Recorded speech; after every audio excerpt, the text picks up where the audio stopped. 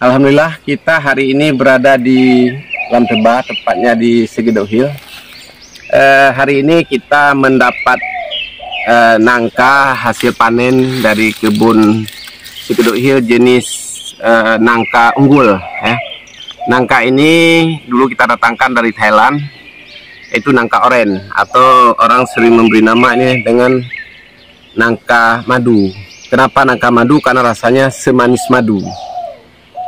Ada keunggulan dari nangka ini. Yang pertama, isinya tebal, sangat tebal isinya dibandingkan dengan nangka lokal. Nah, ini warnanya sangat oranye ya, kan? Warnanya oranye. Kemudian dia bijinya kecil sekali bijinya. Jatuh ini bijinya kecil sehingga wajar isinya tebal. Kemudian seratnya sangat sangat kecil-kecil.